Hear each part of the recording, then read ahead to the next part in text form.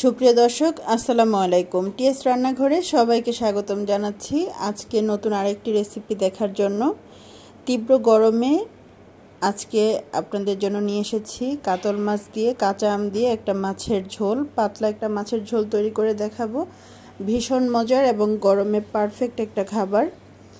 চলুন দেখে নেই পুরো রান্নাটা। এখানে আমি কাতল মাছ দিয়ে রান্না করেছি, আপনারা চাইলে অন্যান্য যে কোনো মাছ ব্যবহার করতে পারবেন।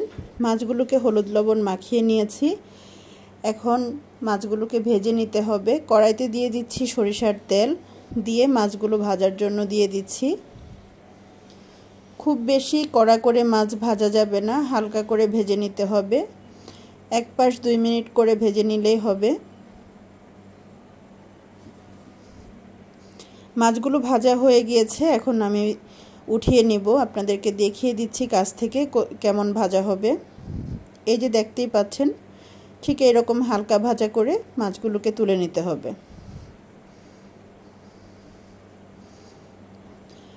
এখন রান্নার জন্য আমি তেল কিছুটা কমিয়ে ফেলবো, যেহেতু তীব্র গরম পড়ছে, এই গরমে তেল কম খাওয়াটাই ভালো।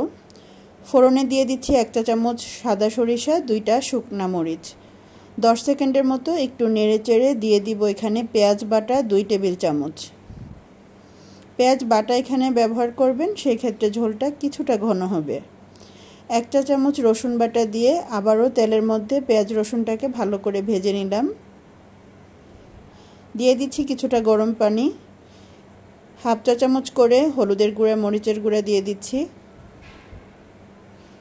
লবণ স্বাদ মতো দিয়ে দিলাম, আমি এখানে 1 চা চামচ দিয়েছি। আবারও কিছুটা পানি দিব, দিয়ে এখানে আধা চা চামচ ধনিয়ার গুঁড়া অ্যাড করব। ভালো করে মশলাটাকে নেড়ে চেড়ে ঢাকনা দিয়ে ঢেকে ভালো করে কষতে দিব।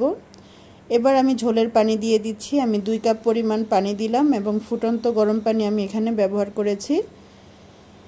গরম পানি দেওয়ার কারণে আমি সঙ্গে সঙ্গে মাছগুলো দিয়ে দিব, ঝোল ফুটার জন্য অপেক্ষা করতে হবে না। দেখেন মাছ দিতে দিতে ঝোলটা ফুটে গিয়েছে।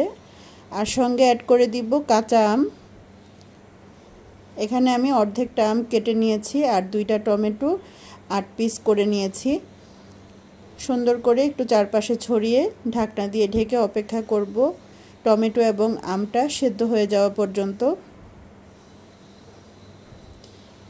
টমেটো এবং আম একদম ভালোভাবে সেদ্ধ হয়ে গিয়েছে, আর যেহেতু এটা পাতলা ঝোল রান্না করব, ঝোলের পরিমাণটা বেশিই থাকবে। এই সময় আপনারা লবণটা একটু টেস্ট করে নেবেন। আমিও লবণটা একটু টেস্ট করে নিচ্ছি।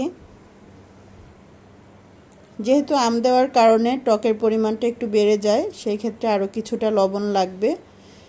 আমি এখানে আরও আধা চা চামচ লবণ দিয়ে দিচ্ছি। আর দেব 4টা কাঁচামরিচ। ভালো করে মরিচগুলোকে একটু থেতো করে নিয়েছি।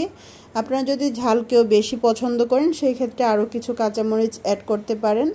তবে গরম বেশি পড়ার কারণে আমি বেশি একটা ঝাল দিচ্ছি না তরকারিতে। ভালো করে লবণ আর কাঁচামরিচটাকে মিশিয়ে ঢাকনা দিয়ে ঢেকে আর 3 থেকে 4 মিনিটের মতো একটু ফুটিয়ে নিব। মাঝারি আঁচে 3-4 মিনিট ফুটানো হয়ে গেলে রান্নাটা একদম কমপ্লিট। দেখেন খুব সুন্দর একটা কালার এসেছে এবং খেতেও এটা ভীষণ ভালো লাগে গরমে। আমি একটু কাছ থেকে দেখিয়ে দিচ্ছি।